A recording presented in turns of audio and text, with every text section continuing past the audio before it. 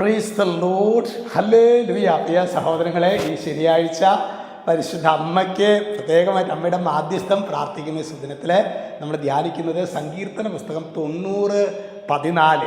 ഇവിടെ വചനം പറയാണ്, പ്രഭാതത്തിൽ അങ്ങയുടെ കാരുണ്യം കൊണ്ട് ഞങ്ങളെ തൃപ്തരാക്കണമേ. പ്രഭാതത്തിൽ അങ്ങയുടെ കാരുണ്യം കൊണ്ട് ഞങ്ങളെ തൃപ്തരാക്കണമേ. ഞങ്ങളുടെ ആയുഷ്കാലം മുഴുവൻ ഞങ്ങൾ സന്തോഷിച്ചുല്ലസിക്കട്ടെ. നമ്മുടെ പ്രാർത്ഥനാ റൂമിൻ്റെ അവിടെ അച്ഛൻ്റെ ഹൊറബ് മിനിസ്ട്രിയിലെ ഒരു അംഗമാണ് രഞ്ജുവിൻ്റെ വീട്ടിൽ പോയപ്പോൾ ഞാൻ കണ്ട വചനമാണ് സങ്കീർത്തനം 94:14.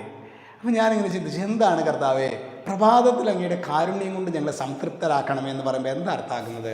അതായത് ഓരോ പ്രഭാതത്തിലും ഈശോയെ ധ്യാനിച്ചുകൊണ്ട് ദിവസം ആരംഭിക്കുക, ജീവിതകാലം മുഴുവൻ സന്തോഷിച്ചുല്ലസിക്കാൻ എന്ന് പറയുമ്പോൾ അവൻ്റെ ജീവിതത്തിൽ പ്രഭാതത്തിൽ നമ്മൾ എഴുന്നേറ്റ് ഈശോയെ ധ്യാനിച്ച് ബലിയർപ്പിച്ച് ദിവ്യകാരുണ്യം സ്വീകരിച്ച് കൂടെ 2 ആഴ്ച കൂടുമ്പോഴെങ്കിലും കുമ്പസാരിച്ച്, അപ്പോൾ ഒരു ദുരിതമോ ദുഃഖമോ ഇല്ല എന്നല്ല അതിൻ്റെ അർത്ഥം. സന്തോഷം മാത്രം, ദുഃഖങ്ങളില്ല എന്നല്ല അർത്ഥം.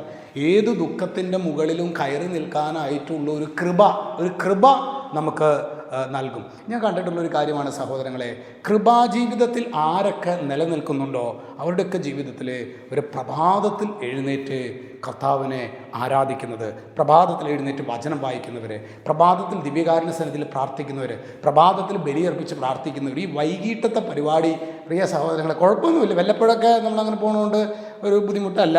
ഇപ്പോൾ ഉദാഹരണത്തിന് നമ്മുടെ തിരുനാളുകളൊക്കെ വന്നു, നവനാൾ കുർബാനകൾ, അതല്ല അച്ഛൻ പറയുന്നത്.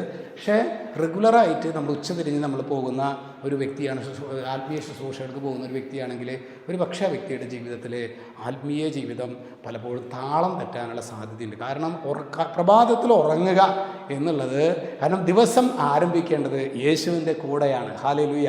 നമ്മുടെ ജീവിതത്തിലെ നമുക്കൊന്ന് ആത്മശോധന ചെയ്യാം. എൻ്റെ ഓരോ ദിവസവും ആരംഭിക്കുന്നത് യേശുവിനോട് കൂടെയാണോ?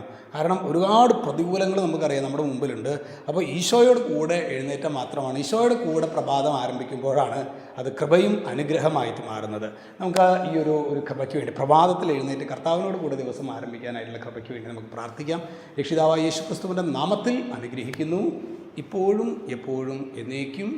ആമേൻ.